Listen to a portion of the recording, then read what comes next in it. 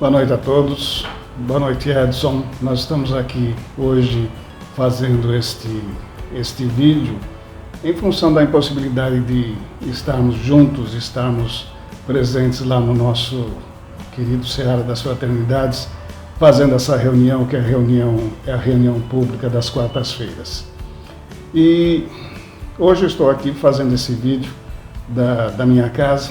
Você está me vendo aqui sozinho, ao invés de estar lá no nosso centro, lá nas nossas dependências, falando para centenas de pessoas que nesse instante estariam lá presentes nos nossos salões. Mas essa impressão que temos de estarmos sozinhos é realmente só uma impressão, porque nesse instante as pessoas que têm essa habilidade, a possibilidade de ver além da matéria, veriam, por exemplo, eu aqui na sala da minha casa, estando ao lado do meu mentor, estando ao lado deste amigo querido que está aqui me ajudando, está aqui me orientando, está aqui tentando fazer com que eu me saia da melhor maneira possível nessa tarefa. Também está presente aqui, sem dúvida nenhuma, o responsável espiritual por essa tarefa lá do Seara, que também está cuidando para que as coisas aconteçam da melhor maneira possível. Não tenho dúvidas que aqui do meu lado também estão amigos, familiares, desencarnados, que vieram aqui para me prestigiar, que vieram aqui para me ajudar nessa tarefa. Além disso, devem estar presentes também espíritos daqui da região que estavam passando, que por qualquer motivo foram trazidos até este local nesse instante. E da mesma forma que eu estou aqui acompanhado desses amigos, estou aqui acompanhado dessas entidades, você aí que está na sua casa também está na companhia de muitos desses. E não é o caso específico agora em relação a essa situação que nós estamos vivendo. Nós estamos permanentemente acompanhados de amigos, de companheiros, de espíritos que querem o nosso bem e que muitas vezes também nos acompanham simplesmente para ficar conosco por qualquer motivo, por conta da nossa vibração, por conta daquilo que nós temos. E isso é uma ocorrência bastante comum. Tem inclusive um caso que aconteceu com o Chico, logo no início da sua tarefa mediúnica, ainda quando ele estava lá em Pedro Leopoldo. Ele cuidava do centro espírita, ele que era o responsável pelas tarefas lá desse centro. E numa noite muito fria, uma noite muito chuvosa, ele foi, era o dia do trabalho, era o dia da reunião pública, como é o dia da nossa reunião pública aqui nesse instante, e ele chegou lá, abriu portas, abriu janelas e ficou esperando as pessoas que deveriam comparecer naquele instante lá naquele centro, naquele momento. Mas a tempestade estava muito forte, a tempestade era muito intensa. Nem o irmão do Chico, que costumava fazer o trabalho com ele, se apresentou naquela noite. Eu sei que deu a hora do trabalho, como o salão estava vazio, como não tinha ninguém, Chico foi embora, resolveu ir embora. E começou a fechar as janelas do centro, para poder trancar tudo e ir embora. Quando que de repente Emmanuel aparece na frente dele, Emmanuel, que é o grande mentor do Chico, que foi o grande companheiro dele durante sua vida aqui encarnado, aparece na frente do Chico e pergunta: Chico, o que você está fazendo? Quem assistiu o filme do Chico, o filme que fala da vida do Chico, sabe que Emmanuel realmente ele tinha um jeitão assim, um mandão, meio sargentão. Pessoas que conviveram com o Chico lá em Uberaba, que tiveram a oportunidade de ver Emmanuel se manifestar, sabe que Emmanuel era desse jeito mesmo. E foi desse jeito que ele se dirigiu ao Chico, na hora que o Chico estava se preparando para ir embora. E Chico, doce do jeito que ele era, sabe, aquela mansidão, aquela bondade toda, diz para Emmanuel: Emmanuel, deu a nossa hora, não apareceu ninguém, eu estou fechando o centro para ir embora. E Emmanuel diz: como não apareceu ninguém? Olhe direito para o salão. Nisso Chico se volta para o salão ali de reuniões e, deixando de olhar com os olhos da matéria e olhando com os olhos da alma, ele percebe uma multidão de entidades, uma multidão de espíritos que estavam ali, nesse instante, aguardando o início do trabalho. E Emmanuel diz para Chico: vamos lá, Chico, inicia o trabalho porque você já está atrasado. E assim o Chico fez. O interessante é que se alguém passasse naquele instante na frente do centro e olhasse para dentro, iria ver Chico falando para o salão vazio, sem imaginar que ali existiam dezenas de entidades, dezenas de espíritos que estavam aproveitando cada uma daquelas palavras. E isso acontece conosco também, acontece principalmente nesses instantes dessa pandemia, onde nós temos a impressão de que estamos sozinhos, nós temos até muitas vezes a impressão de que nós estamos desamparados e na verdade nós não estamos. Nós estamos constantemente amparados, nós estamos constantemente auxiliados. E esse é o tema da palestra de hoje. Esse é o nosso tema da nossa conversa de hoje, que é Ajuda-te, que o céu te ajudará. No Evangelho segundo o Espiritismo, no capítulo que tem inclusive esse tema, ele traz um trechinho do Evangelho de Mateus, que eu inclusive vou ler para vocês agora. Pedi e será dado, buscai e achareis, batei e se abrirá. Porque todo o que pede recebe, e o que busca acha, e a quem bate abrir-se-á. Ou qual de vós, porventura, é o homem que, se seu filho lhe pedir um pão, lhe dará uma pedra? Ou porventura, se lhe pedir um peixe, lhe dará uma serpente? Pois se vós outros, sendo maus, sabeis dar boas dádivas aos vossos filhos, quanto mais vosso Pai que está nos céus dará boas dádivas a todos os que lhe o pedirem. Muito bom. A gente lendo esse texto, falando de pedir, obtereis, pedir, se será dado, bati e lhe será aberto, a gente tem a impressão de que as coisas vêm assim meio de graça para nós. A primeira leitura que a gente faz desse texto é nesse sentido. Quando, na verdade, o sentido é exatamente o inverso. O texto chama a atenção para a necessidade da nossa ação. Então, eu posso obter, mas para obter, eu tenho que pedir. A porta vai me ser aberta, mas ela só vai ser aberta se eu bater. Se não houver a minha atitude, se não houver a minha ação, não vai bastar simplesmente pedir. Eu tenho que fazer alguma coisa.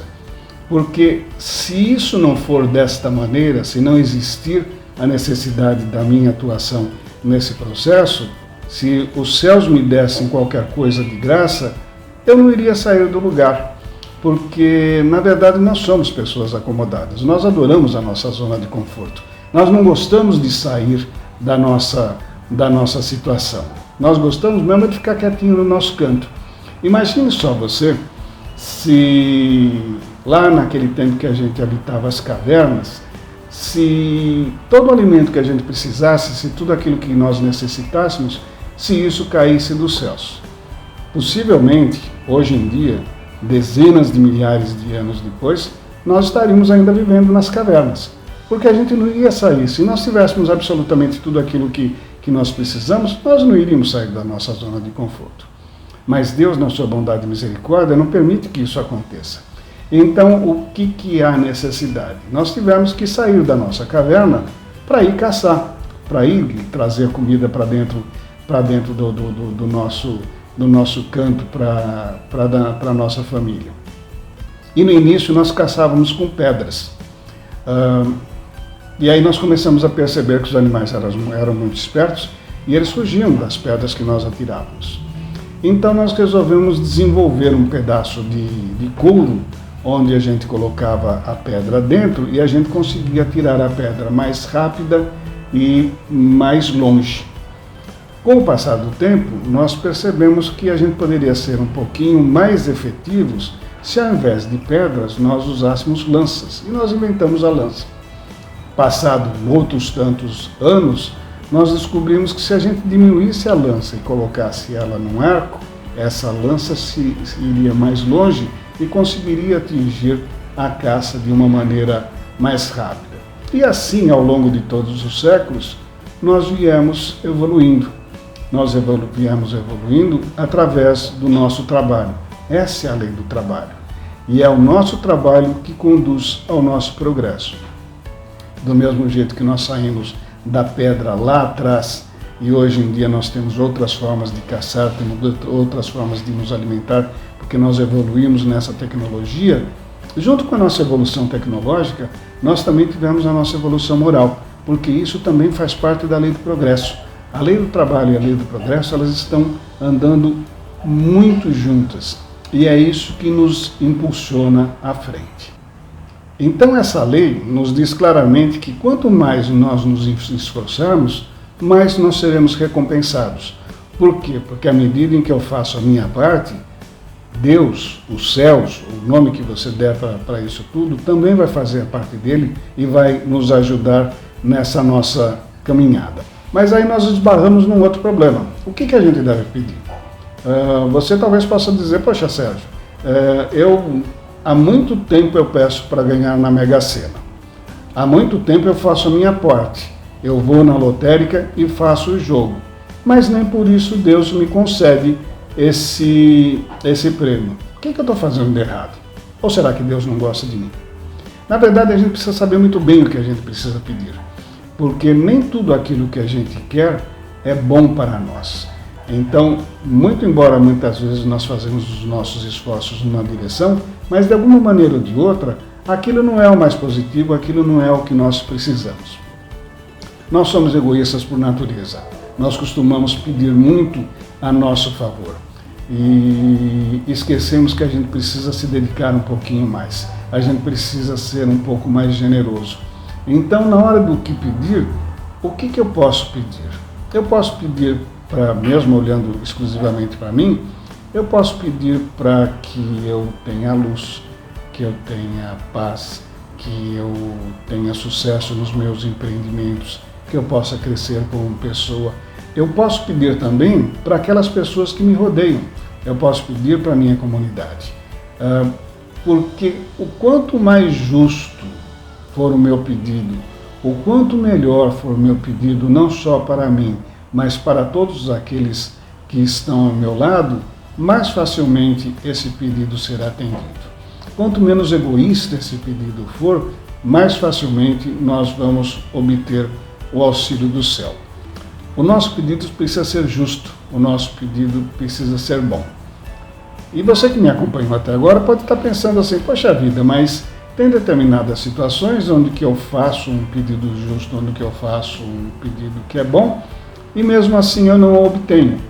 Por exemplo, a pessoa está sofrendo uma doença, a pessoa tem um grande mal, e é um mal que já vem há muito tempo, e ela pode pedir, e é justo até que ela peça, para que esse mal seja curado, para que esse mal seja resolvido. Mas por qualquer motivo, esse mal não é resolvido. Ele não é curado disso daí. Por quê? Será que Deus está castigando essa pessoa? A gente precisa compreender que muitas vezes a doença é o grande remédio que a gente precisa. Então, muito embora eu possa estar pedindo para ser curado, mas a minha cura, na verdade, é passar por aquela situação de uma doença, de uma enfermidade. A gente não consegue imaginar, porque a nossa visão é assim, é muito restrita, ela é muito limitada a esta encarnação. Nós não temos a visão das encarnações anteriores. A gente não consegue imaginar o que um sofrimento que nós estejamos tendo nesta encarnação, o quanto esse sofrimento está resolvendo séculos de equívocos, séculos de atitudes erradas. Nós não conseguimos imaginar isso. Com certeza, muitas vezes, a doença é aquilo que nós mais necessitamos. E isso vale para tudo. Isso vale para o teu marido, que é meio complicado. Isso vale para a tua mulher, que é meio irritada. Vale para os teus familiares difíceis.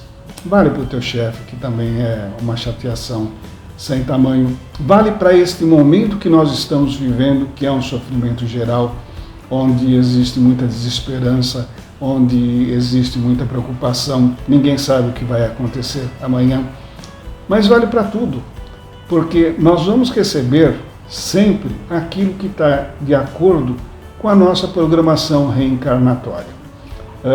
Eu posso citar um exemplo que você pode até achar meio bobo, mas que mostra assim claramente como é que isso funciona.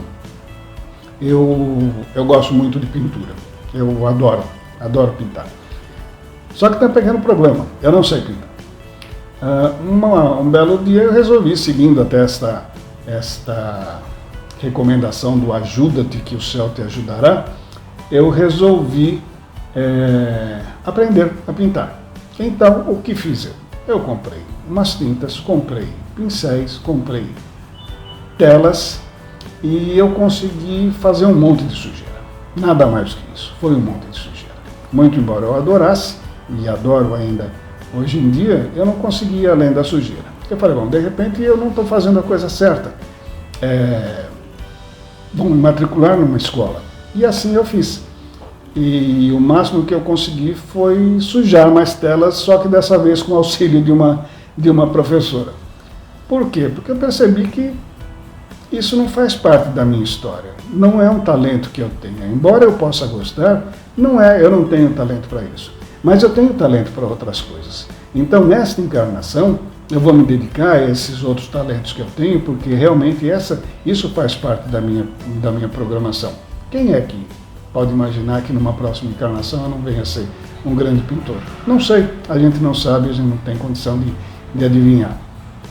A gente tem que procurar seguir aquilo que nós temos mais ou menos na nossa mão, porque aí as coisas ficam mais fáceis.